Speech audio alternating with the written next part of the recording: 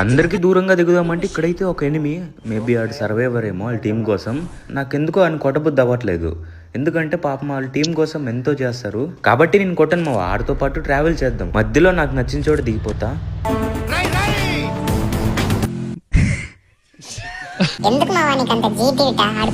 ఎందుకు కొడతాడురా, నేను మంచిగా వచ్చి బండి ఎక్కా, బండి ఆపితే టీమప్ చేద్దాం. నేను కూడా మధ్యలో దిగిపోతాను, ఆడి పని ఆడిది, నా పని నాది. రే అని ఏంటి దిగిపోయాడు.